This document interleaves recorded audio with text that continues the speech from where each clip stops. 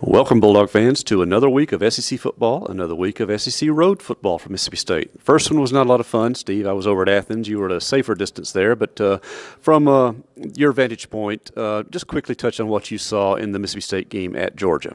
Well, State comes out a little bit discombobulated on offense, gets behind the chains, has to punt, and then Georgia lands a haymaker in their very first play from scrimmage, and that really set the tone for the night.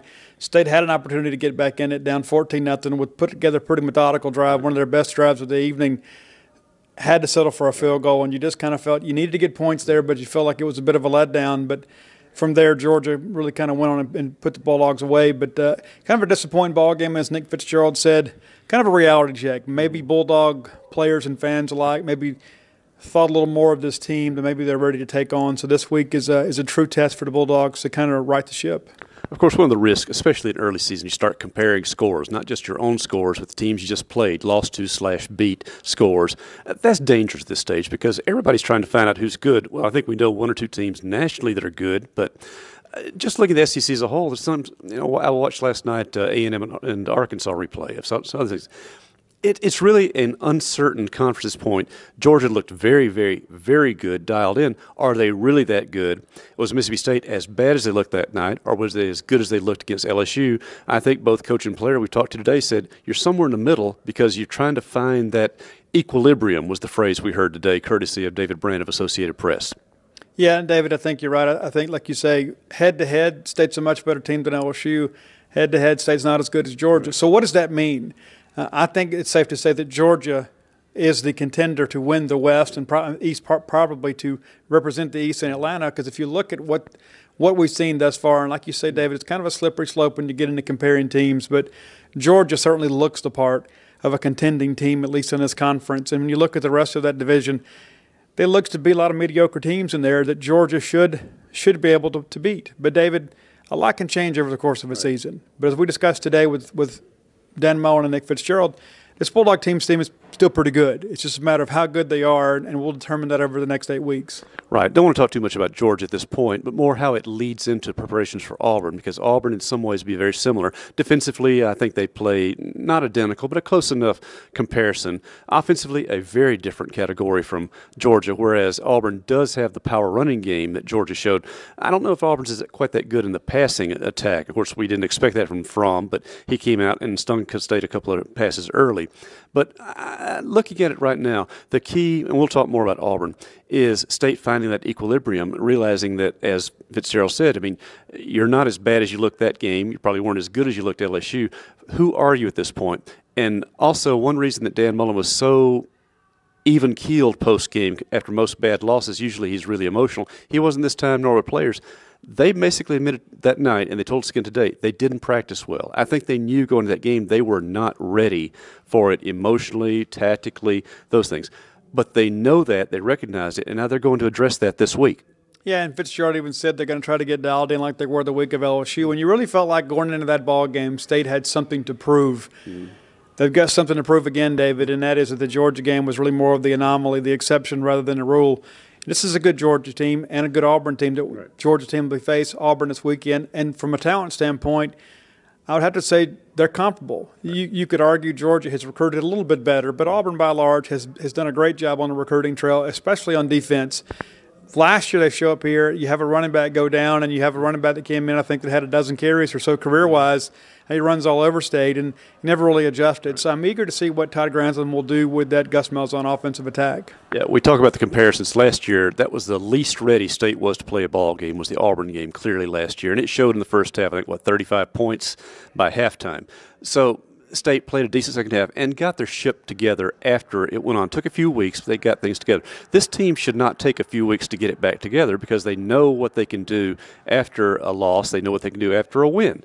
So I think this team will probably bounce back better from it, if for no other reason than they're a little bit older, and I think they're a lot more talented. And they've been through it, David, as you mentioned. Most of these guys last year knew what it was like to have that disappointing loss when you come in sky high and expecting to do well, and you get crushed. And that was really the case. On Saturday, the better team won. Right. That's not to say that Mississippi State's not a good team and they won't go on to have a big year. We certainly expect that. But The better team won on Saturday, and I think now it's about finding a sense of who we are and kind of moving forward. As you mentioned earlier, David, this weekend's ball game determines does State go to a great bowl or just a pretty good bowl. That's really what's at stake even this early in the season.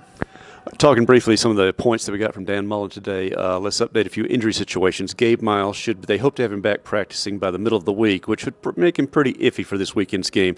But Dedrick Thomas and Jesse Jackson have done a good job stepping in the void there for Gabe Miles. You'd like to have the experience back, but I think you just want to make sure he's ready for the second half of the schedule, so he probably gets time off. Corey Thomas should not be back until after the open date. Mullen made that clear. After that, State came out of the game reasonably healthy, and there is a chance. He wasn't really strong on Malik Deer's possibility of playing this week, but at least he is back practicing. So you think there's an opportunity for Deer to be back, certainly for the second half of the season. Yeah, it's a possibility. Like Dan said today, there hasn't been a decision made one way or the other. They'll probably wait and see how he does this week, but it's one of those situations too, and Mullen kind of spelled it out. If he's only going to be 75, 80%, and that's the best he can be this year, that's really what you kind of measure is, do you want to run the risk of wasting a year of eligibility when he's less than 100%, only going to get half a season? Trevor Young didn't travel with the team this past weekend. We understand he's a little bit banged up. Should be back and good to go this week. We'll see how he goes. But you mentioned, David, really the only injuries of note that should linger on Gabe Miles, Corey Thomas. And speaking briefly again of Deer, because he did not redshirt at all, he played as a true freshman, it's not out of the possibility that maybe a redshirt year would do him well for his career development. And Keith Mixon is having a great year in that slot receiver position anyway.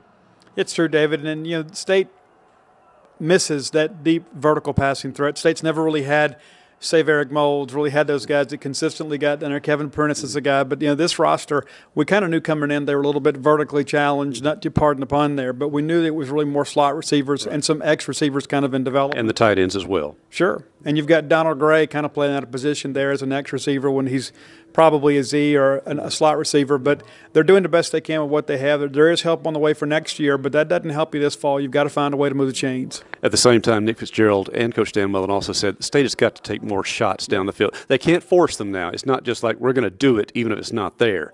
So let's not say that State's going to go crazy and try to develop a vertical passing game when it's not there.